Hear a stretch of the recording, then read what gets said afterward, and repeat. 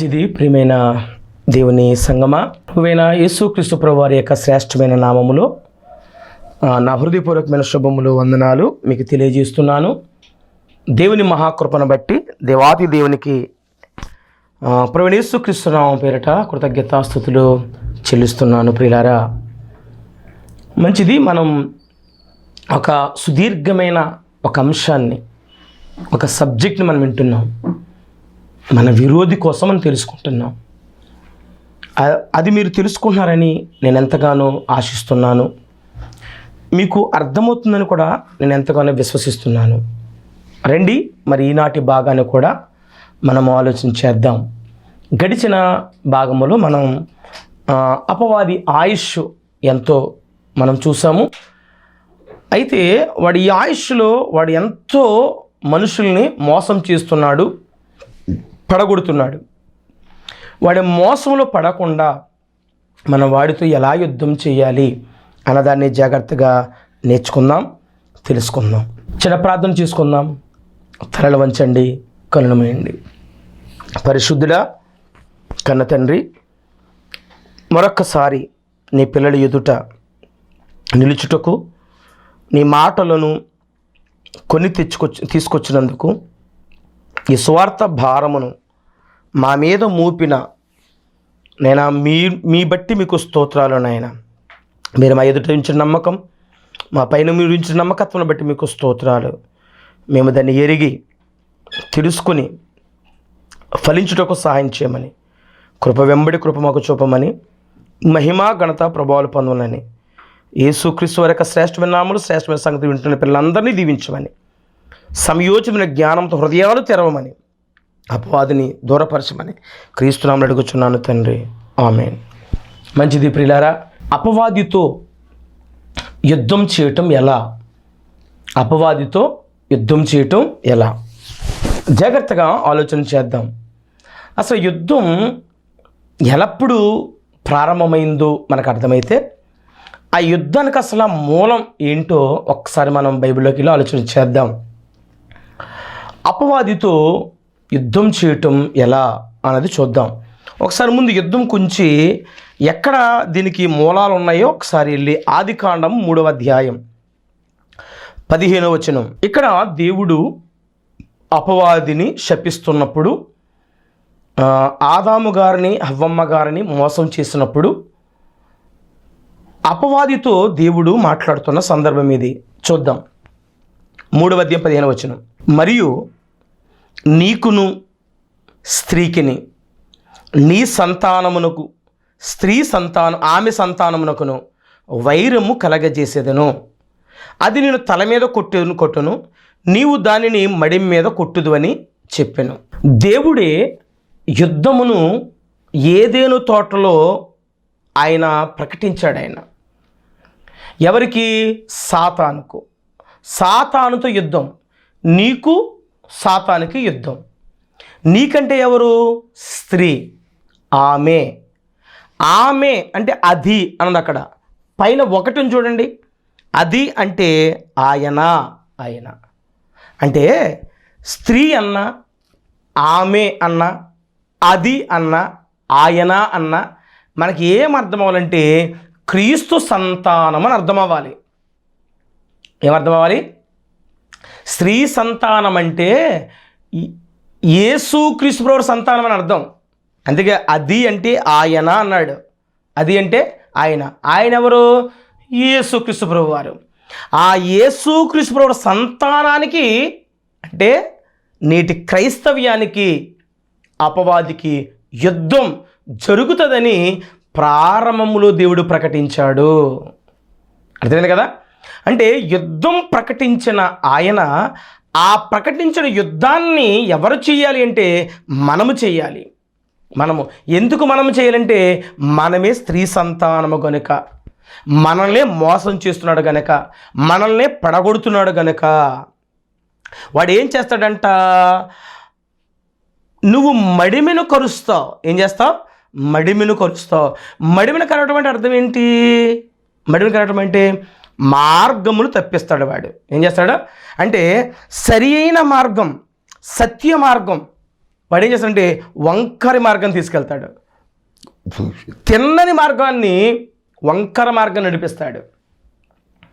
తిన్నని మార్గం వదిలి వంకర మార్గములో వెళ్ళిపోయిన ఒక కోరాహు ఉన్నాడు, ఒక బిలాము ఉన్నాడు, ఒక కయీను ఉన్నాడు. అలాంటి వారి మార్గములు మీరు నడవకండి.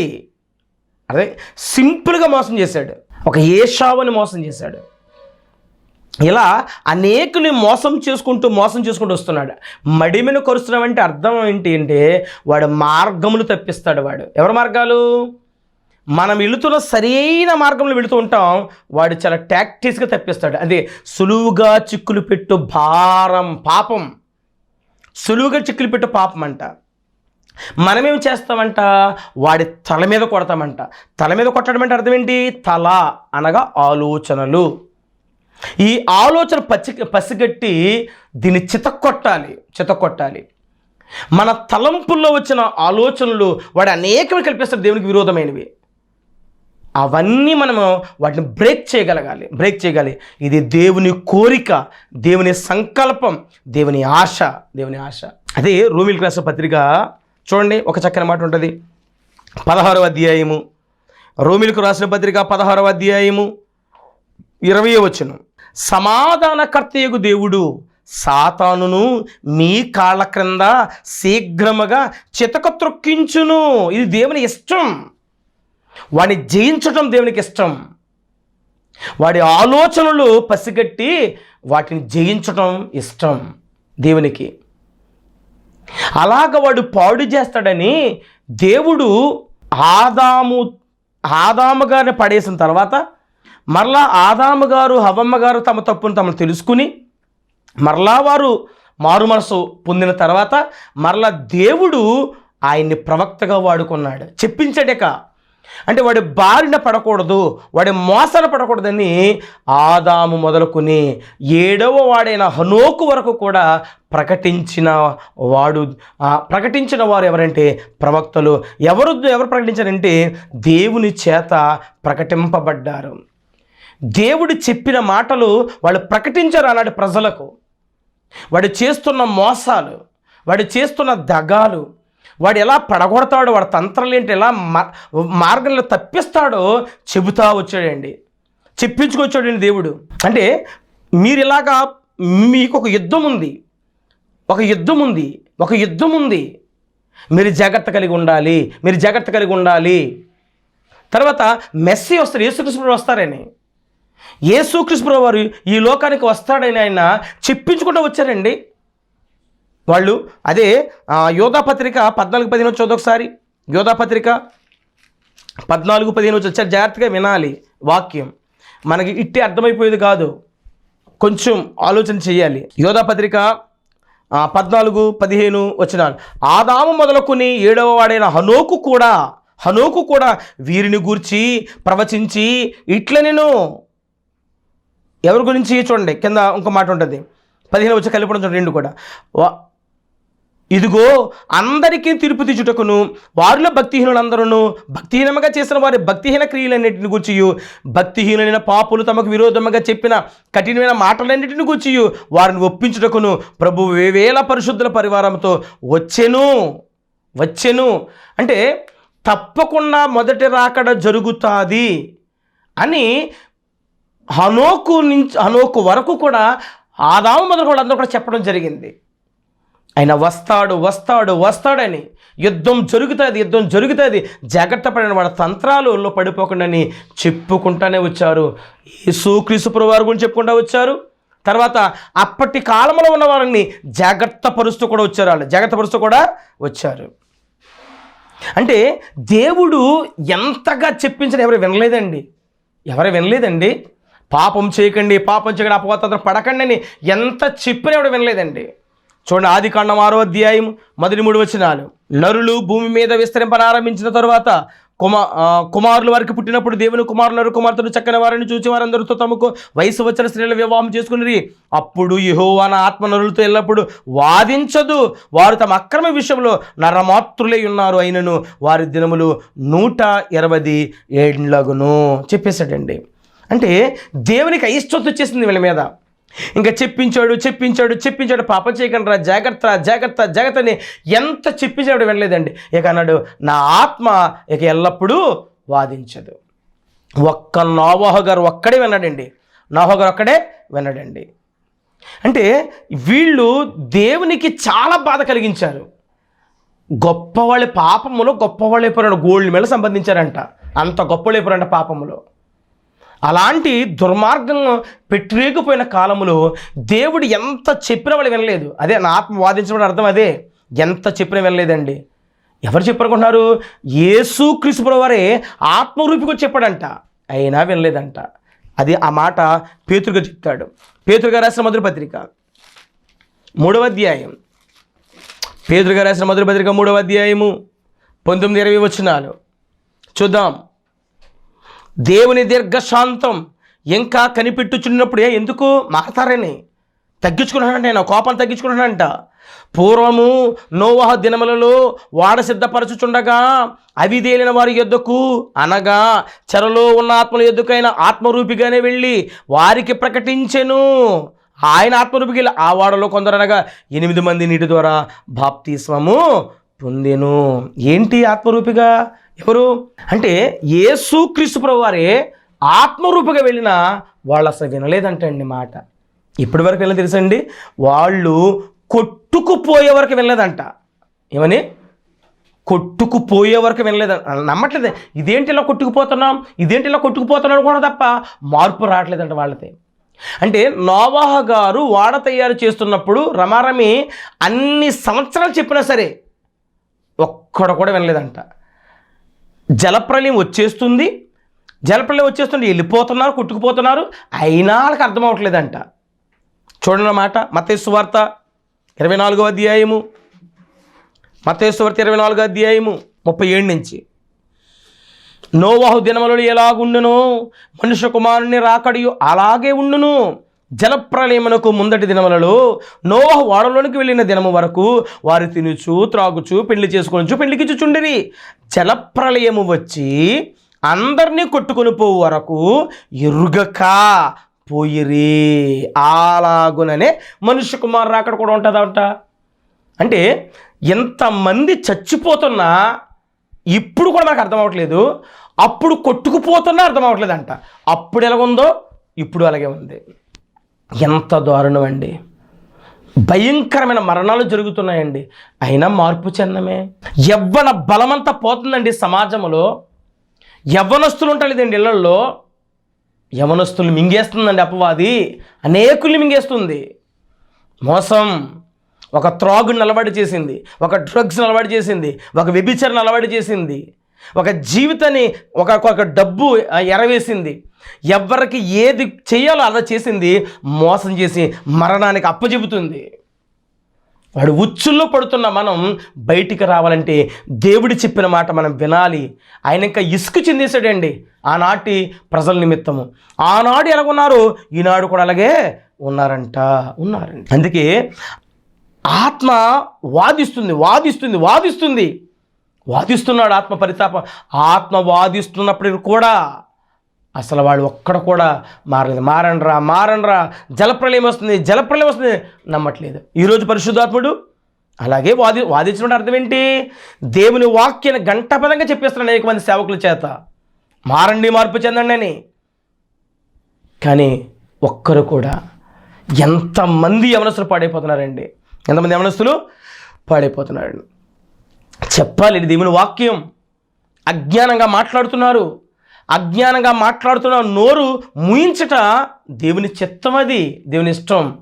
అంటే దేవుని వాక్యాన్ని వక్రీకరించి మాట్లాడుతున్న వారందరికీ నేనే కదా చెప్పాలి సత్యం.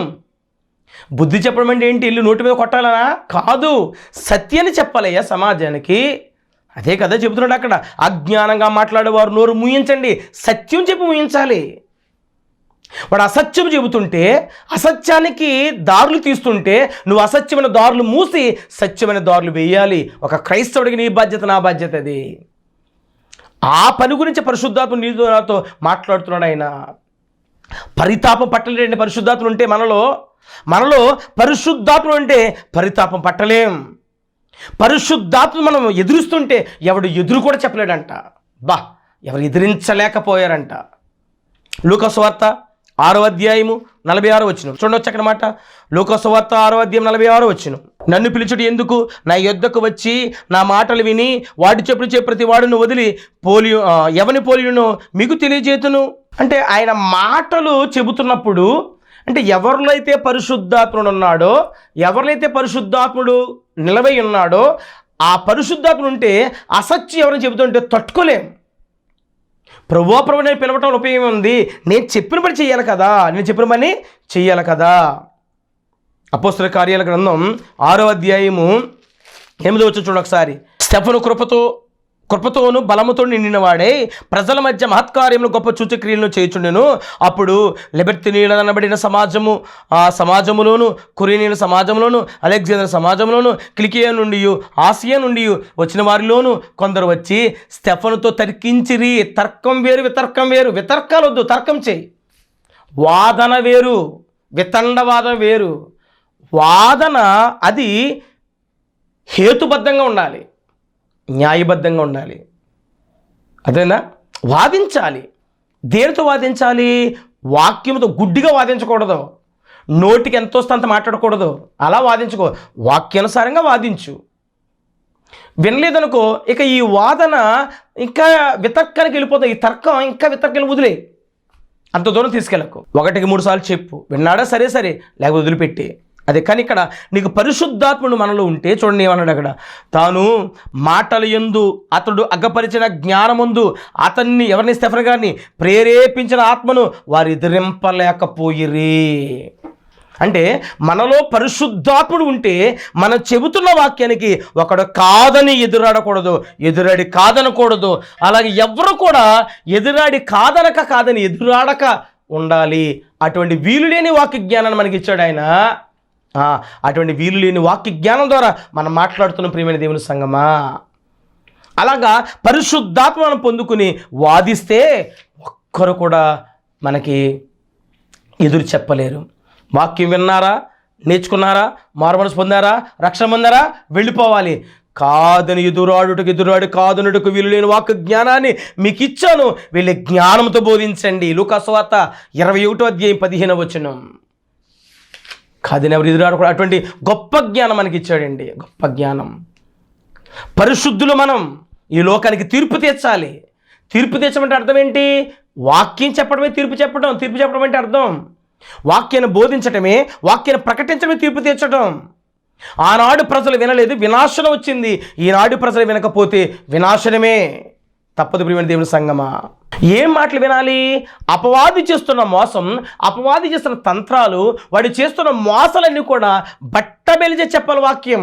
ఆడు మార్గం తప్పిస్తున్నాడు, వంకర మార్గం తీసుకెళ్ళిపోతున్నాడు, సత్యాన్ని వక్రీకరిస్తున్నాడు. అది నిజంగా కనపడుతుంది ప్రజలకి. బైబిల్ పక్కన పెట్టేశారు, మనుషులకి ఫ్యాన్స్ అయిపోయారు. ఇక అతను చెప్పాడంటే కరెక్ట్ అన్న ఆలోచనకి వెళ్ళిపోతున్నారు. వాక్యం వదిలిపెట్టేశారు బైబిల్ దేవుని మాటని. అనేకులు దెబ్బతింటున్నారు. ప్రియులారా, ఒక్కసారి సరి చూసుకోండి. దేవుడిచ్చిన అవకాశం. సత్యానికి దూరం కాకండి. బైబిల్ మీకు ఆధారం. ఎవరెంతటి వాడైనా అనవసరం. నీకు బైబిల్లో ఉన్నది ఉన్నట్టు చెబుతున్నారా లేదా? దాని భావాన్ని చంపకూడదు. ఎవరు ఏం చెప్పినా యేసుక్రీస్తు ప్రభువారు ఇచ్చిన త్యాగం, యేసుక్రీస్తు ఇచ్చిన రక్షణ, యేసుక్రీస్తు ప్రభు ఇచ్చిన గొప్ప మార్పు, ఆయన మన పట్ల ఇచ్చిన పరలోక రాజ్యం, తండ్రి, పరిశుద్ధాత్ముడు, ఈ భావాన్ని చంపకూడదు. పాపం విడిచిపెట్టాలి, మారు మనసు పొందాలి, బాప్తీసం పొందాలి, పరిశుద్ధాత్మ వరం పొందుకోవాలి. క్రీస్తు ఆత్మ లేని వాడు కాడు అని క్లియర్గా చెప్తున్న వాక్యం బైబిల్లో. కానీ ఈరోజు కొంతమంది బాప్తీసాలు అక్కర్లొద్దు అంటున్నారు. అసలు మారు మనసు కూడా అక్కర్లొద్దు. ప్రార్థనకు వస్తే చాలు, ప్రార్థన రాకపోయినా కానుక పంపిస్తే చాలు, మందిరానికి వెళ్ళకపోయినా యూట్యూబ్లో వాక్యం ఉంటుంది కదా, వినే ఆరాధన చేసుకో చాలు. రకరకాల బోధలు. దేవుని మందిరానికి వెళ్ళాలి. అపోస్తల బోధ యందు, సంఘ సహవాసం యందు, రొట్టె విరుచుట యందు, ప్రార్థన యందు ఎడ్డ తెగక ఉండాలి. అది విశ్వాస జీవితానికి 4 స్తంభాలు ఇవి. వాక్యాన్ని పక్కన పెట్టి మన ఇష్టానుసారంగా ఎందుకు వెళ్ళిపోతాం అంటే అపవాది నిన్ను నన్ను మోసం చేస్తుందేమో. ఒక్కసారి గమనించు. దేవుని వాక్యం చెబుతున్న సేవకులైనా, దేవుని వాక్యం వింటున్న విశ్వాసులైనా, దేవుని పరిచయంలో పరిచారకులైనా వారు ఎలాంటి వారు? నువ్వు బిషప్ అవని, రెవరెండ్ అవని, నువ్వు ఎవరమని ఒక్కసారి దయచేసి వాక్యం విషయములో మోసపోవద్దు. ఎంత గొప్ప హోదా కలిగి, ఎంత వాక్య అనుభవం కలిగి నిత్య అగ్నిగుండానికి జారిపోయే ప్రమాదం ఉన్నది కనుక ఈ మాటలు ఒక్కసారి మనసు పెట్టాలని ప్రభు పేరట మనవి చేస్తున్నాను. ప్రియులారా, వంకర మార్గాలకు వెళ్ళిపోతున్నాం, తప్పుడు బోధలకు వెళ్ళిపోతున్నాం. తప్పుడు బోధ అంటే అది ఎక్కడి నుంచి చెప్పరు? బైబిల్ నుంచే చెప్తారు. అది కూడా బైబిల్ నుంచే చెప్తారండి. అది మరలా ఎక్కడి నుంచో కాదు. అటు శరీర సంబంధమైన బోధ చెబుతున్నారా, ఆత్మ సంబంధమైన బోధ చెబుతున్నారా, పరలోకాన్ని నడిపించే బోధ, భూమి మీద ఉండే బోధ? ఏ బోధ ఇది? నీకు అనుకూలంగా ఉంటుందా వాక్యం? దేవునికి అనుకూలంగా ఉంటుందా? దేవునికి ఇష్టపడుస్తున్నారా, మనుషులు ఇష్టపడుస్తున్నారా? నేను ఎప్పటికీ మనుషులకి నేను ఒకవేళ ఇంకా అతనికి ఇష్టమైన మనుషులకి నచ్చినట్టే నేను మాట్లాడితే నేను క్రీస్తు దాసుని కాదు అన్నాడు పౌలు గారు. మనుషులకు ఇష్టపరంగా ఇప్పటికీ నేను నడుచుకుంటే, మనుషులు మెప్పించే వాడిని అయితే ఇప్పటికీ కూడా నేను దేవునికి ఇష్టడిని, క్రీస్తు దాసుని కాదు అన్నాడు పౌలు గారు. మనుషులు మెప్పించే బోధలు చేయకండి. మనుషులు మెప్పించే బోధలు కాదు, మనుషులు నొప్పించే బోధలు చేయండి. వారు హృదయాలు మార్చే బోధలు చేయండి. వారు తప్పు వారు తెలుసుకోవాలి. తప్పు తెలుసుకుంటేనే కదండి మారుమనసు వచ్చేది. రోగికి వ్యాధి తెలిస్తేనే కదా వాడు మెడిసిన్ సరిగ్గా వాడగలడు. మనం కూడా అంతే ప్రియమైన దేవుని సంగమా, జాగ్రత్త కలిగి దేవుని మాటలు లోకంలో ప్రకటించాలి. సో మనం క్రైస్తవులేం కనుక మనకి పోరాటం ఉంది. ఎప్పుడుంది? ఇప్పుడే పోరాటం ఉంది. ఇప్పుడే పోరాటం ఈ భూమి మీద ఉన్నప్పుడు ఈ పోరాటంలో గెలవాలి, గెలిచి తీరాలి. గెలిస్తేనే గెలిచిన వాడికి పరలోక రాజ్యం. ఎలా గెలవాలంటే ఆత్మ సంబంధమైన పోరాటం చేయాలి. ఆత్మ సంబంధమైన పోరాటము చేయాలి. మనమే పోరాటం చేయాలి. రోమిలికి రాసిన పత్రిక 1వ అధ్యాయము 2వ వచనం చూడండి ఒకసారి. మొదటి చదివేస్తానండి. యేసుక్రీస్తు దాసుడును అపోస్తలుడుకు పిలువబడిన వాడును దేవుని సువార్త నిమిత్తం ప్రత్యేకింపబడిన వాడునైన పౌలు రోమాలో ఉన్న దేవుని ప్రియులకందరికీ, అనగా పరిశుద్ధులుగా ఉండుటకు పిలువబడిన వారందరికీ శుభమని చెప్పి వ్రాయినది. దేవుని ప్రియులు ఎవరు? మనమే. అదే క్రైస్తవులం అంటే క్రీస్తుకు పుట్టిన పిల్లలు మనం. ఎలాగా? సువార్త ద్వారా, తండ్రి నుండి యేసుక్రీస్తు ద్వారా. అదే స్త్రీ సంతానం. కాబట్టి ప్రియమైన దేవుని పిల్లలు అంటే ఎవరు? మనమే. ఆయన ప్రియులు మనం. ఒక్క క్షణం కూడా విడిచిపెట్టలేండి దేవుడు మనల్ని. ఒక్క క్షణం కూడా వదలలేండి దేవుడు. అందుకే అన్నాడు, వదలలేక నరులారా తిరిగి రండి రండి రండి. మనం విడిచిపెట్టి ఉండలేండి. దేవుని ప్రేమ చాలా ఎక్కువండి. అందుకే ఆ ప్రేమతో అన్నాడు ఆయన, రండి రండి రండి అన్నాడు ఆయన. అందుకే మరొక మాట అన్నాడు పేతురు గారు, దేవునికి 1000 దినాలు ఒక్క దినంతో ఆయనకి సమానం అంట. అంటే ఆదాముకి ఆయుష్ 1000 సంవత్సరాలు. మొదట అమరత్వం, తర్వాత పాపం చేశాడు, ఆ తర్వాత 1000 సంవత్సరాలు. 1000 సంవత్సరాలు అంటే ఏంటి? ఎన్ని రోజులు? ఒక్క రోజు లెక్క. అంటే ఒక్క రోజు కూడా ఆదాముకి ఇచ్చిన ఆయుష్ అది. 1000 దినాలు. ఆయనకు ఒక్క దినం 1000 దినాలతో సమానం అంట. 1000 సంవత్సరాలు. 1000 సంవత్సరాలు ఎంత ఆయనకి? ఒక నెల. ఎలా మనం మాట్లాడుకున్న ప్రియులారా, ఆయనకి అసలు ఒక్క దినముతో సమానం ఏంటండి 1000 దినాలంటే? అంటే అర్థం ఏంటి? ఆదాముని నాకు తెలిసి ఒక్క రోజు కూడా విడిచి ఉండలేకపోయాడు. మరి అంటే ఆదాముకి ఇచ్చిన ఆయుష్ ఎంత అయితే తెలిసి దేవుని లెక్క ప్రకారం 1 నిమిషం. అంటే ఒక దినం 1000 సంవత్సరాలు. ఒక దినం 1000 సంవత్సరాలు. 1000 సంవత్సరాలు అంటే పోనీ ఒక దినం 1000 సంవత్సరాలు అనుకోండి. 1000 సంవత్సరాలు ఎంత? ఒక దినం. ఇప్పుడు ఆదాముకి ఇచ్చిన వయసు ఎంత? 1000 సంవత్సరాలు. 1000 సంవత్సరాలు అంటే ఎంత వచ్చింది? ఒక దినం. ఆదాము ఆయుష్ అంటే ఒక్క రోజు కూడా అతను వదిలి ఉండలేకపోయాడు. కడపటి క్రీస్తు, మొదటి వాడు ఆదాము అయితే కడపటి ఆదాము ఎవరు? ప్రభువైన యేసుక్రీస్తు వారు. యేసుక్రీస్తు ఎంతకాలం? 33.5 సంవత్సరాలు. ఎంత? 33.5 సంవత్సరాలు. 33 సంవత్సరాలనే ఎంతసేపు అంటే ఆయన వదిలిపెట్టిందంట? ఒక్క నిమిషం వదిలాడంట. ఎవరిని? యేసుక్రీస్తు ప్రభు వారిని. యెషయా గ్రంథం 54వ అధ్యాయము 7వ వచనం. యెషయా గ్రంథం 54వ అధ్యాయం 7వ వచనం. నిమిషమాత్రము నేను నిన్ను విసర్జించి తిని గొప్ప వాత్సల్యముతో నిన్ను సమకూర్చేదను. యేసుక్రీస్తు ప్రభువు కోసం ఏం చెబుతున్నాడు యేసుక్రీస్తు ప్రభువుని? ఒక్క నిమిషం అంట. మరి మనల్నైతే క్షణం. మనల్ని ఎంత? క్షణం. యేసుక్రీస్తు 33.5 సంవత్సరాలు ఒక్క నిమిషం. ఆదాముకి 1000 సంవత్సరాలు ఒక్క దినం. మనల్ని మన ఆయుష్ ఎంత? ఆవిరి అన్నాడు. అంతేనా?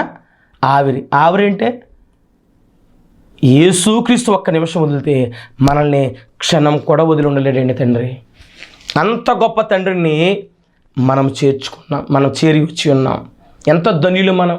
అందుకే పౌలు గారు అంటాడు, క్షణమాత్రముండి చులకని శ్రమ అంటాడు కొరింథీ రాసిన పత్రికలో. క్షణమాత్రముండి చులకని శ్రమ. ఎందుకు క్షణం అన్నాడంటే మా ఆయుష్ అంతే కదా. అంటే ఎలాగ ఎంచుకున్నారో భక్తులు మీరు ఆలోచన చేయండి. దీని మీద పోరాటం ఎవరి మీద? అపవాది మీద. పోరాటం ఎప్పుడు చేయాలి? ఇప్పుడే చేయాలి. ఇప్పుడే చేయాలి. వాడితో నీకు నాకు పోరాటం ఉంది. తప్పకుండా అపవాదితో పోరాటం చేయాలి. అది ఎలా పోరాటం చేయాలంటే పరిశుద్ధాత్ముడు తప్పకుండా మనం పొందుకోవాలి. పోరాటం అంటే ఏంటి? మళ్ళీ చెప్తున్నాను, వాక్యమును ప్రకటించటం, వాక్యమును వినడం, వాక్యాన్ని సరిచూడాలి, వాక్యముతో పోరాటం చేయాలి. ఆత్మ ఖడ్గం అన్నాడు. ఎందుకు దీనిని? ఏ ఖడ్గం ఇది? 2 అంచుల వాడి అయిన ఖడ్గం ఇది. యుద్ధము చేసే ఖడ్గం ఇది. మాటల యుద్ధం, వాక్య యుద్ధం. అపవాది వాడు వంకర మార్గం చూపిస్తాడు, మాటని తప్పిస్తాడు. మనం సరి చేసుకుంటూ నడుస్తూ ఉండాలి. అదే యుద్ధం. అంటే అపవాదితో యుద్ధం చెయ్యాలి. యుద్ధం చేయాలి. యుద్ధం ఉంది. ఎప్పుడుంది? ఇప్పుడే చేయాలి. సో యుద్ధం ఎవరు ప్రకటించారు? దేవుడు ప్రకటించాడు. యేసుక్రీస్తు యుద్ధం చేశాడు ఆయన. ఇప్పుడు యుద్ధం ఎవరు చేయాలంటే మనము చేయాలి. యేసుక్రీస్తు యుద్ధం ఎలా చేయాలో నేర్పాడు. యుద్ధం చేయటానికి ఆయుధాలు ఇచ్చాడు. ఇప్పుడు ఆ యుద్ధంని చేయటానికి ఆయుధాలు పట్టుకుని మనం కూడా యుద్ధము చేయాలి పిల్లలు తప్పకుండా. మరి ఎలా చేయాలి? వచ్చే వారం ధ్యానం చేద్దాం. అపవాదితో యుద్ధం చేయటం ఎలా? ముందుగా యుద్ధం ఎవరు ప్రకటించారో చూసాం. యుద్ధం చేయాలంటే చేయాలి. ఎప్పుడు చేయాలి? ఇప్పుడే చేయాలి. అయితే ఆ యుద్ధాన్ని ఎలా చేయాలో, ఏ విధంగా చేయాలో, అలాగ చేయటానికి దేవుడు మనకిచ్చిన వనరులు ఏంటో వచ్చే వారం ధ్యానము చేద్దాం. యేసుక్రీస్తు ప్రభువారి యొక్క కృప ద్వారా మనమందరం ఆదరింపబడదాం. పరిశుద్ధాత్మ కాపుదలతో నడుద్దాం. దేవుని యొక్క ప్రేమను వర్ధిల్లుదాం. అటు కృప దేవుడు మీ అందరికీ అనుగ్రహించును గాక. ఆమేన్. ప్రార్థన చేసుకుందాం. తలలు వంచండి, కళ్ళు మూయండి. సర్వోన్నతుడవు, సర్వాధికారి, మా జీవాధిపతివి, మీ ఉన్నతమైన నామానికి స్తోత్రాలు మహాప్రభు. నీ కృపను బట్టి ఎన్నో స్తోత్రాలు. క్రీస్తు పేర కృతజ్ఞతాసు చెల్లిస్తున్నాను. ఆత్మ నడిపింపు చేత మీకు స్తోత్రాలు. నీ పిల్లలందరితో మాట్లాడండి. దైవికమైన ఆలోచన ఇవ్వండి.